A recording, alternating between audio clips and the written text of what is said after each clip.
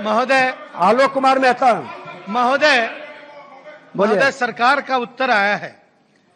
यह प्रश्न जो है वो पुरानी पेंशन योजना को फिर से लागू करने से संबंधित है।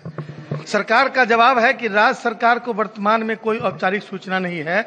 जब यह पूछा गया कि राजस्थान सरकार इसको फिर से लागू कर रही है, तीसरे खंड में यह कहा गया कि भारत सरकार के अनुरूप राज्य सरकार के द्वारा वित्त विभाग क्या है आपका महोदय, ये बताया गया, रेफरेंस दिया गया है।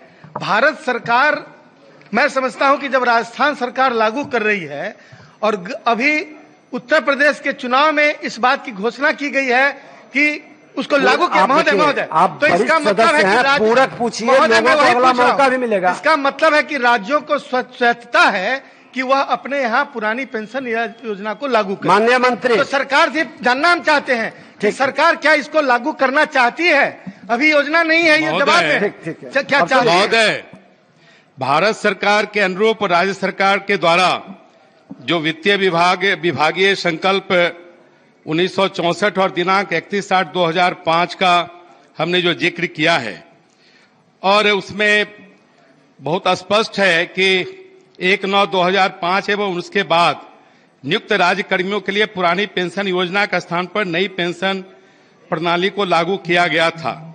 उक्त कर्मी को पुरानी पेंशन योजना से आच्छादित किए जाने का कोई भी प्रस्ताव राज्य सरकार के विचाराधीन नहीं है, और जहां तक हमें जानकारी है महोदय, अभी किसी राज्य ने इसे लागू नहीं किया है। चलिए, हम लोग केंद्र सरकार के महोदय हम लोग केंद्र सरकार के संकल्प के अनुरूप इसका निर्धारण।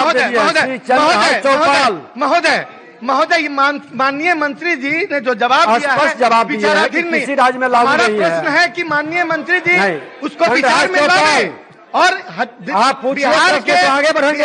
लाखों कर्मियों के भविष्य के लाखों कर्मियों की सामाजिक सुरक्षा का मामला है महोदय। जी अध्यक्ष महोदय, बिना अनुमति के नहीं, इसको विचार में लावे, यही तो प्रस्ताव है। श्री चंद्रहास चौपाल जी मेरा पूछेंगे। पूरक है श्रीमान। हाँ, सिर्फ बिहार राज्य के सरकारी सेवकों के लिए अवसर सीमित करने का क्या तात्पर्य है, जबकि केंद्र और अन्य राज्य के सरकारी सेवकों के लिए यह प्रावधान नहीं किया गया है।